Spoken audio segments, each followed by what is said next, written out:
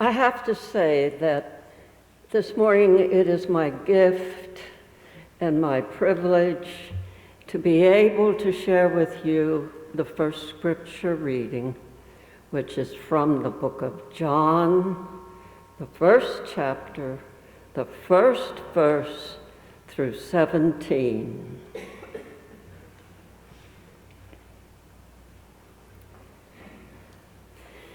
In the beginning was the Word, and the Word was with God, and the Word was God. He was with the beginning. Through him all things were made. Without him nothing was made. In him was life, and his life was the light of all the people. The light shines in the darkness, and the darkness has not overcome it. There was a man sent from God whose name was John. He came as a witness to testify to the light, so that all might believe through him. He himself was not the light. He came only as a witness. The true light, which enlightens everyone, was coming into the world. He was in the world, and though the world was made through him, the world didn't recognize him. He came to that which was his own, and his own people didn't accept him. But to all who received him, who believed in his name, he gave them power to become children of God, children born not of blood, or of the will of the flesh, or of the will of man, but of God. And the Word became flesh and lived among us. We have seen his glory, the glory of a Father's only Son, full of grace and full of truth. John testified to him and cried out, "This was the one, he whom I said, who comes after me, has outranked me because he was before me." From the fullness of his grace, we have all received one blessing after another. For the law was given to Moses. Grace and truth came through Jesus Christ. No one has ever seen God.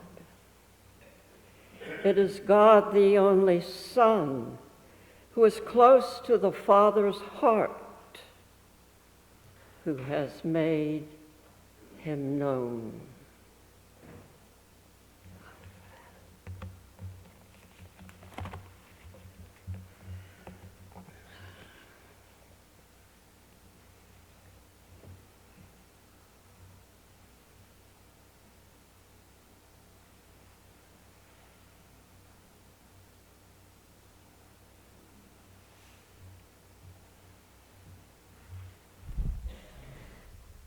Thank you, Mary. That was a powerful reading.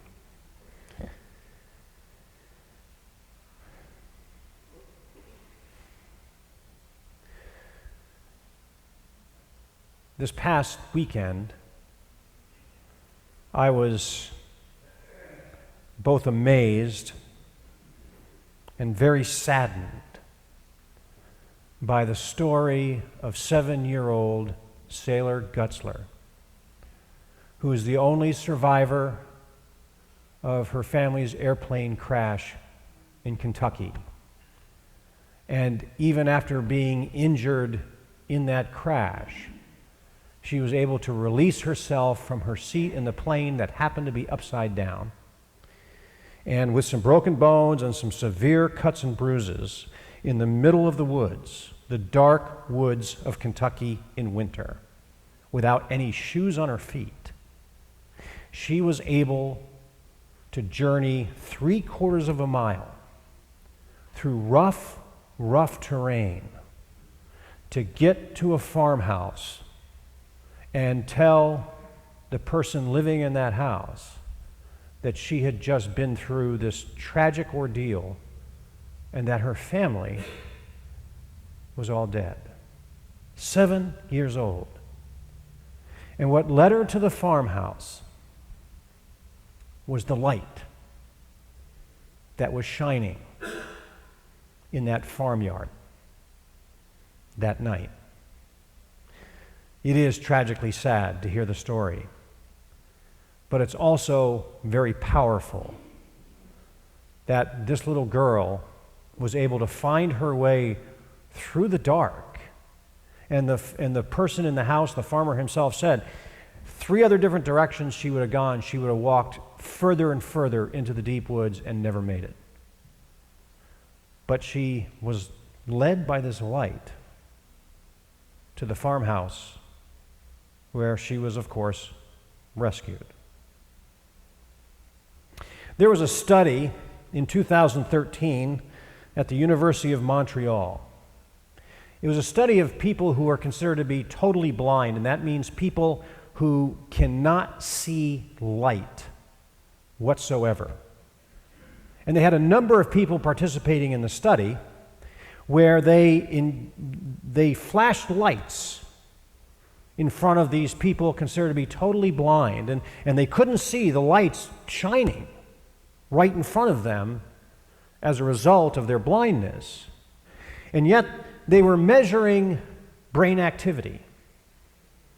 And what they found was that when they shined the lights, the normal brain activity that goes on in anybody who is sighted continued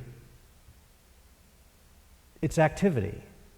And those parts of the brain that light up when people see light also lit up for totally blind people for whom the light was flashing in front of them and they couldn't see it.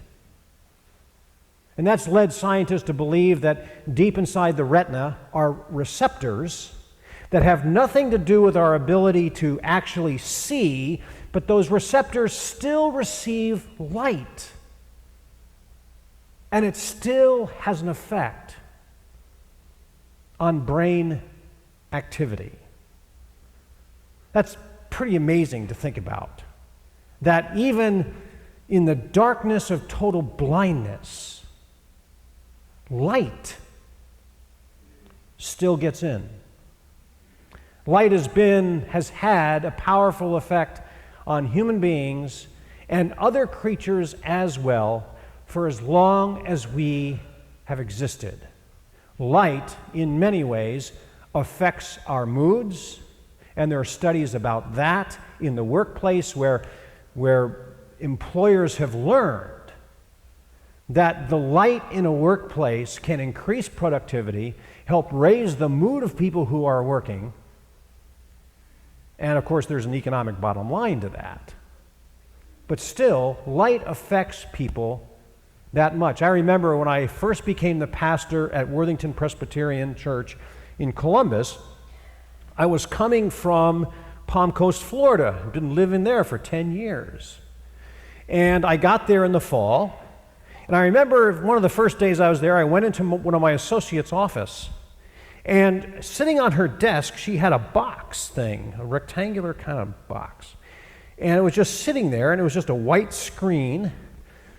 And I was talking to her, and I'd look at it, and I'd talk to her, and I'd look at it, and finally I just said, "What is this?" And she said, "Well, it's my light." And during the winter, when in the Columbus area most especially, when the clouds come in, they come in around the end of October, beginning of November, and they don't go away till like March. You know, I took my sunglasses off in November of that year I first arrived, sunglasses that I was dependent upon in Florida for 10 years. I took them off and put them in my glove box, didn't take them out again till April. She would turn that light on and sit in front of it a certain period of time every day, because she says, if I don't, because of the lack of the sunlight, I get depressed. And this lightens my mood. I went, wow, she's really in tune with what light does to her body and to her psyche. Light has a powerful effect on who we are as human beings.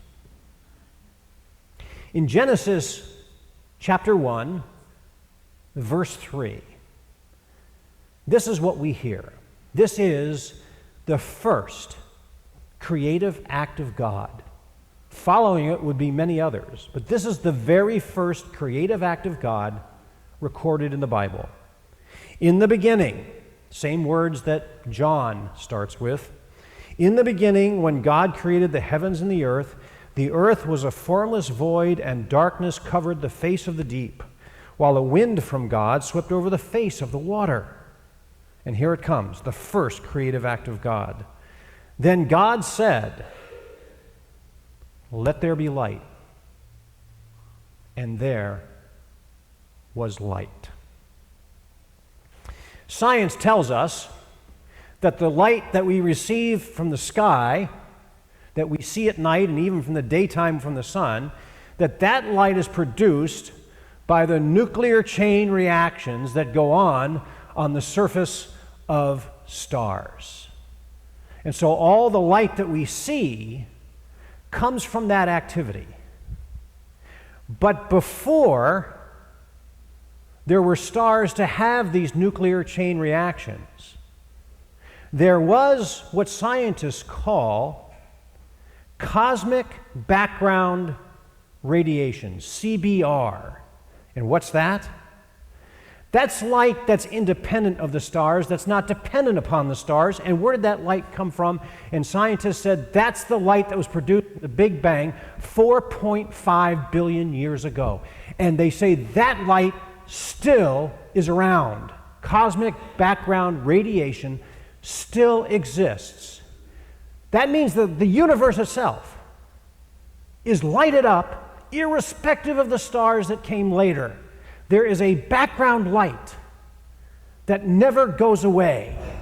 You know, when I read that passage from Genesis 1:3, and God says, "Let there be light," that scientific part of my brain immediately goes bang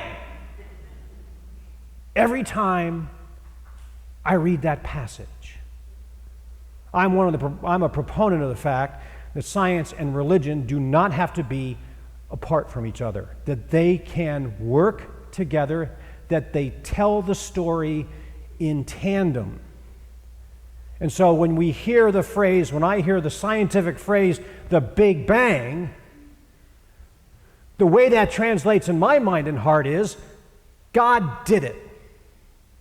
And God knows what God is doing. When God said, "Let there be light," bang, there was light. And from that word came all of God's other creative acts. But John reminds us, the Gospel of John, with the same three words that begin with the book of Genesis. John reminds us that cosmic background radiation and all the lights in the sky that followed is not all the light there is. There is more than just the physical light of the universe. So hear these words again from John. In the beginning was the Word. Then he goes on to say, what has come into being was life, and the life was the light of all people. And then he says, that light shines in the darkness, and the darkness has not overcome it. Friends, God is the creator of the physical light and lights of the universe, but God is also the creator, and John wanted us to see this. God is also the creator of that spiritual light that lives within us and guides us through the spiritually dark places of our human existence in this imperfect and temporary world. As I shared with the children, Epiphany Sunday, the official day of Epiphany is this Tuesday, but we always recognize it on the Sunday before. Epiphany Sunday is the celebration of light. Yes, it's the celebration of the light that physically shines into our eyes and lets us see beautiful things. But it is also the celebration of the light that has come to the world in the birth of Jesus Christ. And the story of the wise men traveling a long distance, being led by a star, is most certainly meant to bring to us that sense of celebration, that there is a light that guides us not only through our lives on this earth, but it is a light that guides us into eternity. On Epiphany Sunday, we consider this verse as well. In the time of King Herod, wise men from the east came to Jerusalem asking, where is the child who has been born King of the Jews? And this is my favorite part. For we observed his star at its rising. God gave rise to a light that would proclaim to the whole of humanity that we are not stumbling around physically in the dark, and we are not stumbling around spiritually in the dark, that God has given light for every aspect of our human existence, physical and spiritual. Later in the Gospel of John, we'd hear Jesus say this, I am the light of the world. Whoever follows me will never walk in darkness, but will have the light of life. And you know what happened right after he said that? The Pharisees were there. And the Pharisees said to Jesus, your testimony isn't valid. That's a perfect example, folks, and John doesn't want us to miss it. It's a perfect example of the light of Jesus Christ shining there at that moment, and religious authorities standing right in front of them who were lost in the dark and even testified to the fact they could not see light at that moment in time. The world always tests us, challenges us. It discounts our personal testimony to the light when we know we've seen it and we want to make it known to others. Because you see, shining a light on worldly power and worldly control is always threatening to those who have it. Herod didn't want the light to shine. That's why he came up with a scheme and tried to include the wise men. The Pharisees didn't want to see the light shine, and that's why they told Jesus his testimony wasn't valid. The light always illuminates the dark places of those who resist it, and they can't stand the sight of it. And the true light, the light that leads us beyond ourselves, that's something that those who love power and control do not want to see. But Jesus also said this to his followers: You are the light of the world. No one, after lighting a lamp, puts it under a bushel basket, but on the lampstand, and it gives light to all in the house.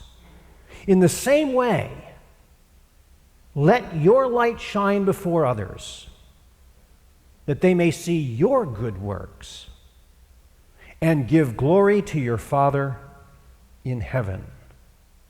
And friends, that's the message of Epiphany. Christ, the light of the world, has come, but it's just not some curious thing. It's not something we just observe from afar. Christ, the light of the world, has come, and it's a light that shines into the darkest places of our lives, that we too may shine forth. We are the light of the world because Christ has bestowed his light upon us, the community of faith, the people of God. And if we look for that light in every possible way we can, friends, it is like young Sailor Gutzler finding her way in the midst of tragedy out of those dark woods to find her salvation. That's us as well. Wherever we find ourselves, whatever darkness we face, we too, like her, we are led by the light. Thanks be to God. Amen. Let us stand and